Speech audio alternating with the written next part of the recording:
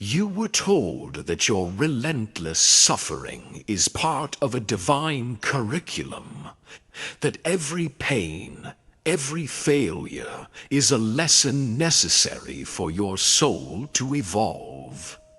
We are conditioned to believe this grand, comforting narrative. Be good, obey, endure the hardship, and one day you will be rewarded. But what if this widespread story is the most intricate deception in human history? What if your deep, unshakable intuition that something is wrong with this world is not a sign of your brokenness, but a sign of your sanity? Look around. You feel the pull of limits, limits on time, on money, on possibility. You feel the endless cycle of repetition, the Groundhog Day loop of debt, distraction, and fear. What if this isn't random chaos? What if this is a system, a closed-loop construct designed with mathematical precision, intended to recycle a specific energy source? The Gnostics, a secret lineage of seekers, had a name for this closed loop. They called Earth the soul prison. The ancient Gnostic texts, banned from every library and hunted down across 2 continents, dared to name the perpetrators. They spoke of the Demiurge, not the true God of the universe, but a counterfeit, blind architect who built the material cosmos as his own imperfect, self-declared kingdom. And they spoke of the Archons, invisible parasitic rulers who enforce the prison rules. Their single mission is to keep your divine spark locked down, feeding on your fear, your depression, and your endless pursuit of things that never satisfy. This is why you feel a constant, unnatural drain on your vital energy. Your sense of alienation, your flashes of déjà vu, your dreams of flying through impossible realms, these are not random glitches. They are the communication of your ancient higher self trying to break through the veil of amnesia. These texts reveal that you did not fall from grace. You chose to descend as a divine spy. You were planted here, carrying a fragment of the pleroma, the boundless light, into the shadow realm to ignite it from within. This video is not a history lesson. It is a decoding manual for your consciousness. We are going to expose the exact mechanisms the Archons use in the modern world, from social media to the financial system, and reveal the forbidden Gnostic practice known as Anomnesis, remembrance, that allows you to see the bars of the cage dissolve. The prison system is terrified of one thing: a soul that remembers who it really is. The question is, are you ready to look past the illusion and awaken the power of the divine intelligence hidden inside your own flesh? The Gnostics emerged from a world where faith was rapidly becoming a political tool. They were the original nonconformists. They rejected the burgeoning dogma that demanded allegiance to an external power structure. For them, salvation was not a gift earned after death, but an immediate internal transformation achieved through personal knowledge, gnosis. They believed that seeking the truth outside yourself was part of the trap. The discovery of the Nag Hammadi library in 1945 was not a historical footnote. It was the recovery of a suppressed counter-narrative. Texts like the Secret Book of John were banned because they gave too much power to the individual. The developing imperial church could not tolerate a teaching that placed the kingdom of heaven within every person, eliminating the need for priests, intermediaries, and institutional control. The spiritual struggle was real. Early church fathers like Irenaeus of Lyon dedicated entire treatises to systematically dismantling the Gnostic view. Their greatest fear was the Gnostic concept of the Demiurge, which directly undermined the absolute authority of the Old Testament God. By labeling the Gnostics as heretics, their profound teachings, which included highly advanced metaphysics, were successfully erased from history for nearly 2 millennia. This is where the Gnostic story of Jesus, Christos, radically diverges. He was not seen primarily as a sacrificial savior who died for sin, because to the Gnostics, you were never born in sin, but born into forgetfulness. Instead, Christos was the emissary of the Pleroma, the ultimate teacher who descended from the true source specifically to reveal the forgotten truth about the soul prison. His purpose was to activate the divine spark within his followers, giving them the knowledge, gnosis, required to navigate the Archons' realm and escape the reincarnation trap. The Gospel of Thomas, found at Nag Hammadi, contains no narrative of resurrection or crucifixion. It is a collection of 114 sayings, all focused on immediate, present moment gnosis. If you bring forth what is within you, what you have will save you. If you do not bring forth what is within you, what you do not have will destroy you. This is the Gnostic path distilled. The power of salvation resides in self-realization, not in external belief. To comprehend the illusion, we must first gaze upon the truth it imitates. The Gnostics revealed that before time, before matter, there was the Pleroma, the ocean of absolute light. From this ineffable source flowed an integrated, harmonious system of consciousness, the Aeons. They formed the spiritual architecture of the universe, a perfect cosmic unity where consciousness was boundless and free from contradiction. This is the spiritual geography that the Demiurge's world seeks to hide. The genesis of the prison began with the Aeon named Sophia, divine wisdom.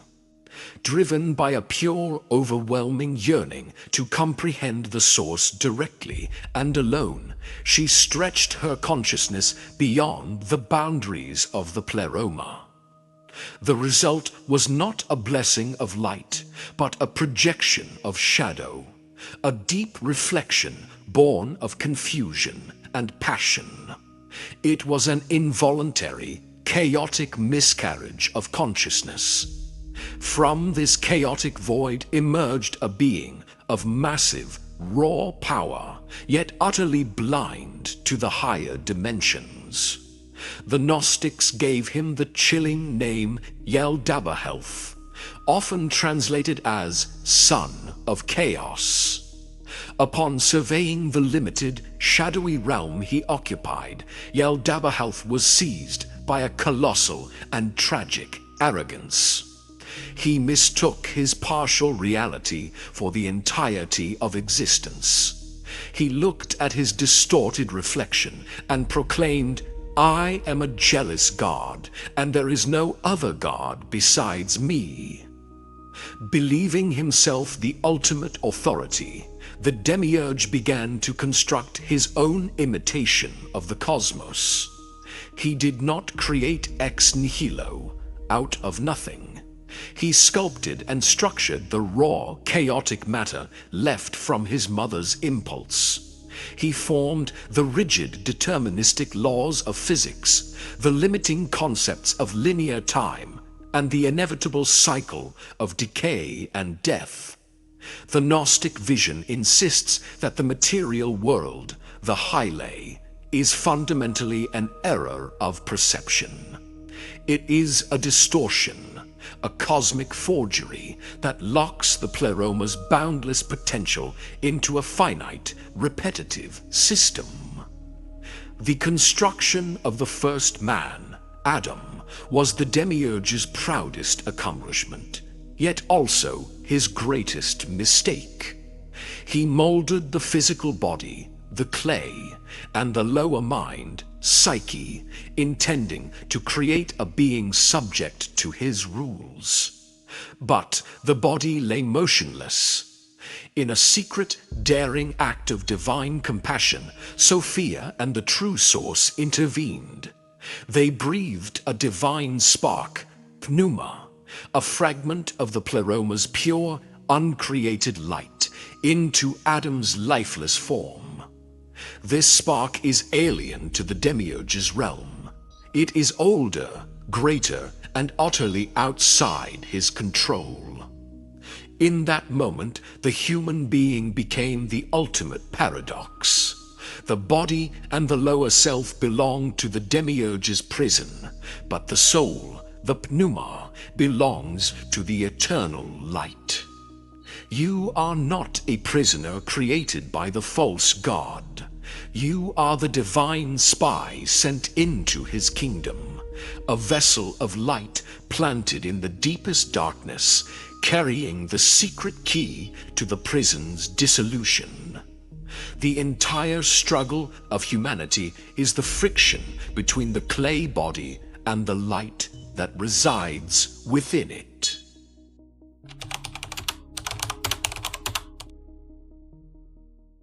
If the Demiurge is the blind architect, the Archons are the relentless wardens. The secret book of John details them as monstrous entities, born of the Demiurge's own limited mind, forces of psychic and emotional entropy.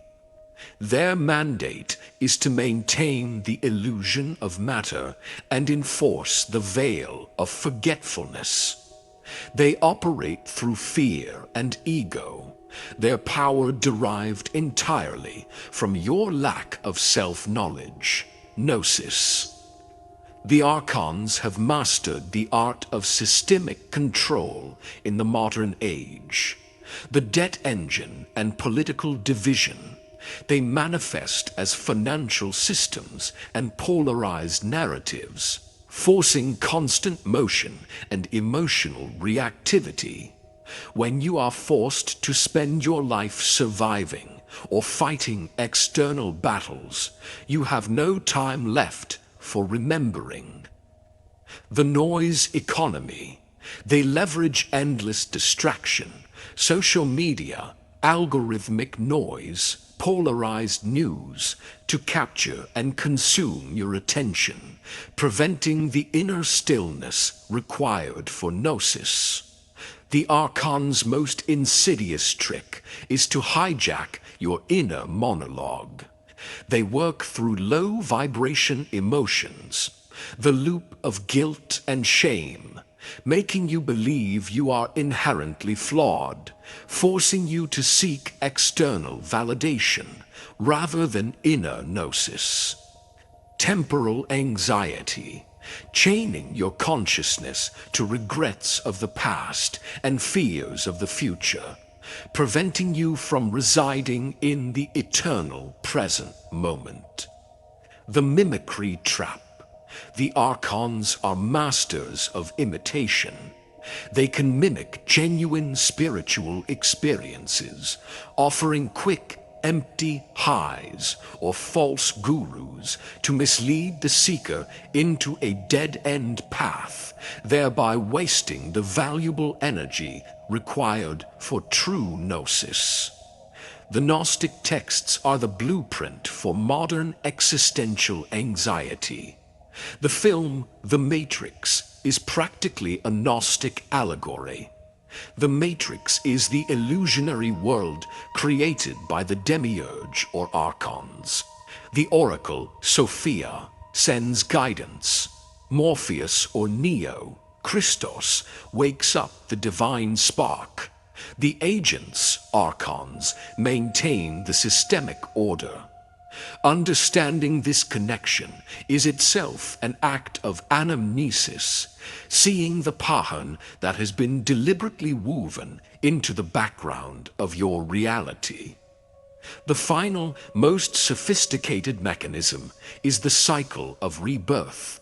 The Gnostics warned explicitly that after physical death, the Archons attempt to intercept the disembodied soul, pneuma.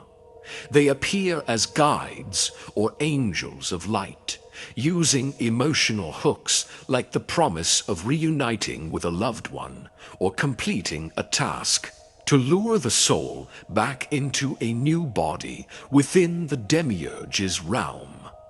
To bypass this final interception, one must possess absolute, unwavering gnosis. The purpose of your descent was not an error to be corrected. It was the conscious choice to become the transmuter. The Gnostics didn't seek to merely escape the material world. They understood that the soul's presence here is a strategic intervention, an alchemical process where matter becomes the crucible for spirit's ultimate realization.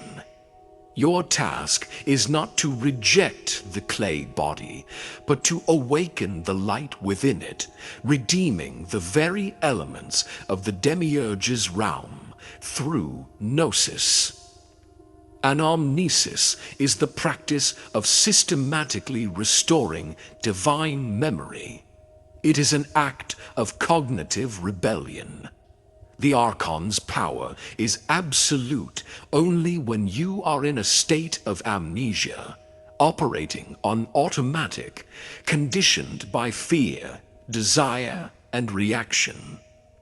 Gnosis is the unwavering realization that your attention is your currency, and by withdrawing your focus from the external prison, you dissolve its structural integrity. You stop being a reactor and become the unwavering observer. To practice remembrance, the Gnostics provided clear techniques for peeling back the Archon's veils. Pillar 1. The sovereignty of attention. The pause. The technique. Impose a conscious gap between stimulus and response. When a familiar negative emotion surfaces, do not fight it. Instead, label it immediately. Archon's veil.